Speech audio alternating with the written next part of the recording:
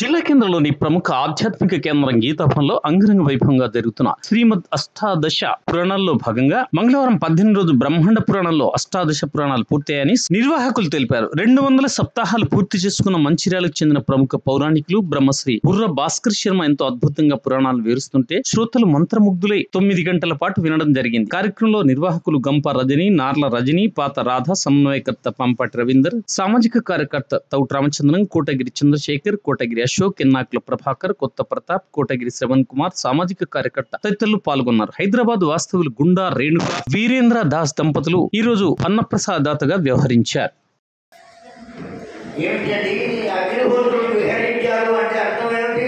మొత్తం అంతటినీ కాల్చేశాడు అని అర్థం, తగలబెట్టాను అని అర్థం. తీరా అగ్నిహోత్రుడు నైమిషారణ్యంలో విహరించడానికి వస్తే అతనికి ఇంకో అగ్నిహోత్రం కనపడింది. అక్కడ వింటున్నారా?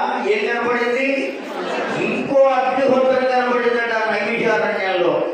అరే నేనే విహరిద్దామని వస్తే నాకన్నా ముందు ఇంకో అగ్నిహోత్రం వచ్చి విహరిస్తోంది కదా అని ఆ అగ్నిహోత్రానికి నమస్కారం చేశాట. అసలు అగ్నిహోత్రం, ఆ కనబడిన అగ్నిహోత్రము ఏది అంటే, వింటున్నారా? వచ్చేవారిని చూస్తున్నారా?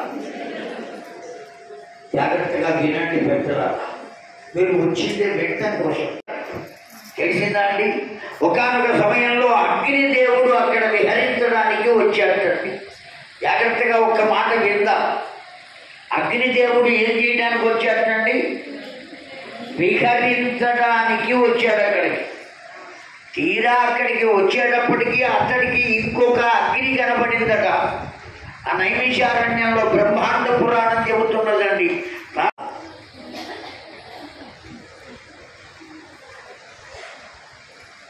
నేను చెబుతా, వాళ్ళే వచ్చి కూర్చుంటారు. కనుక దివ్యాత్మ స్వరూపులారా, తల్లులారా, తండ్రులారా, చేసుకుంటాం, పునీతం చేస్తాం, రండి అయ్యారు. అట్లాగా ఆ వివేకానందుడిని అమెరికాలో ఒక గృహస్థు అడిగాడు భార్యలో, అయ్యా మా ఇంటికి కూడా వచ్చి 4 మాటలు చెప్పురాదా, మా కమ్యూనిటీ ఉన్నది, చాలా మంది ఉన్నారు, వాళ్ళు వస్తారు, మా ఇంట్లో సత్సంగాలు జరుగుతూ ఉంటాయి అని. ఆ కనబడిన అగ్నిహోత్రం ఎవరు అనేది మనకు ప్రశ్న. ధర్మము అనే అగ్నిహోత్రం కనబడిందండి. ఈ అగ్నిహోత్రుడికి ఏ అగ్నిహోత్రం కనబడిందండి?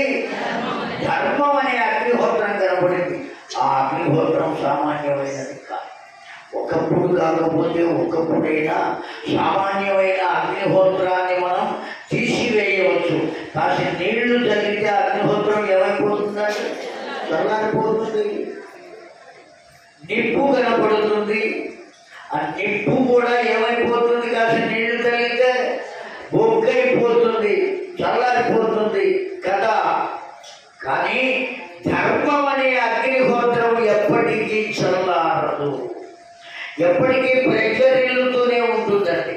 ఎవరు ఆచరిస్తారో వాళ్ళను రక్షిస్తుంది, ఎవరు ఆచరించలేదో వాళ్ళను ఏం చేస్తుందండి? కాల్చివేస్తుంది. 2 పనులు చేస్తుంది అగ్నిహోత్రం. చేస్తుందా, చేయటం లేదా? మీకు అందరికీ తల్లులే కనుక అనుభవమే. అయితే ఇప్పుడు ఆ అనుభవం ఉందో లేదో నాకు తెలియదు. అగ్నిహోత్రం పైన గిన్నె పెడితే ఆ వంట అవుతుందా, అవ్వదా? వంట చేసుకోవడానికి ఉపయోగపడుతోంది, కాల్చివేయడానికి ఉపయోగపడుతుంది, రెండింటికి ఉపయోగపడుతుంది కదా. ధర్మం కూడా అంతేనండి. ఎవరు ఆచరిస్తారో వాళ్ళను కాపాడడానికి ఉపయోగపడుతుంది, ఎవరు ధర్మాన్ని ఆచరించారో వాళ్ళను శిక్షించడానికి ఉపయోగపడుతుంది. ధర్మం 2 పనులు చేస్తుందండి. ఏదో ధర్మంతో చేయ, ఎక్కడ ధర్మం ఉన్నదో అక్కడ జయం ఉంటుందండి. అర్థమైందా? ఆ త్రిమూర్తులు ఉన్నారే వాళ్ళలో ధర్మం ఉంది, మనం పని చేయాలి అని. అందుకే ఇంత విజయంగా ఈ కార్యక్రమం జరిగింది. నాటిస్తే తగులుతుంది వాళ్ళకు, అందులో ఏం సందేహం లేదు. ఇంటికి వెళ్ళిన తర్వాత పెద్దవాళ్ళ చేత ఉప్పు తీయించేసుకో, సత్యం. అవునండి. కనుక దివ్యాత్మ స్వరూపులారా, ఆ నైమిషారణ్య క్షేత్రం యొక్క గొప్పతనం. అగ్నిహోత్రుడు కూడా ఆ క్షేత్రంలో అడుగు పెట్టడానికి తనకన్నా ముందే తనకన్నా గొప్పదైనటువంటి అగ్నిహోత్రము వంటి ధర్మము అక్కడ కనబడటం చేత ధర్మములకు నమస్కరించి వెనుకకు తిరిగాడు అగ్నిహోత్రుడు. ఉన్నటువంటి చక్రతీర్థం అంత గొప్ప క్షేత్రం. అక్కడ గనక వెళ్ళిపోయినటువంటి తల్లిదండ్రులకు తీర్థ విధి గనక చేసినట్లయితే, పిండ ప్రదానం చేసినట్లయితే, కనీసం నువ్వులు నీళ్లు మొదలగలిగితే, కనీసం జలతర్పణమైనా చేయగలిగితే, ఆ వెళ్ళిపోయినటువంటి పితరులు ఎవరైతే ఉన్నారో తల్లిదండ్రులు వాళ్ళు ఉన్నత లోకాలకు వెళ్తారు.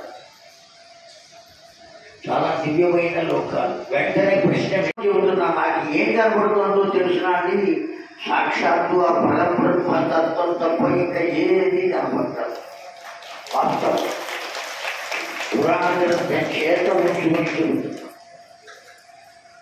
ఇంతమంది కూర్చుని ఉంటాయి. ప్రతి వ్యక్తిలోనూ ఎవరు కనబడాలి?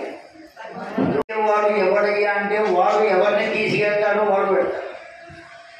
అక్కడికి వెళ్ళినా అక్కడే ఉండేటువంటి అవకాశం లేదట. అక్కడి నుంచి ఎక్కడికి వెళ్ళాలి? సత్యలోకానికి కానీ వైకుంఠానికి కానీ వెళ్ళాలి. ఎవరు సత్యలోకానికి వెళ్తారయ్యా? ఆశ్రమ స్వీకారం చేశామండి. జాగ్రత్తగా వినండి, చెబుతున్నారు. న్యాసం విధియుక్తయా సమ్యక్ పరివర్తృప్తయే. న్యాసం విధియుక్తయా. సన్యాసము అంటే అర్థం ఏమిటి? సన్యాసం అంటే ఎప్పుడు సన్యాసం చూడలేదా? సన్యాసం అంటే ఏమీ అనగదు, అన్నింటినీ వదిలివేయడం. అంతేనమ్మా? Right right. వదిలివేయడం కాదండి. న్యాసము అంటే ఉంచుట. న్యాసము అంటే అర్థం ఏమిటండి? ఉంచడం. ఏమి న్యాసము? సమ్యక్ న్యాసం.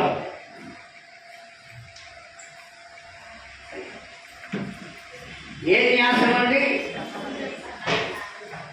మళ్ళీ వద్దాం పురాణంలో.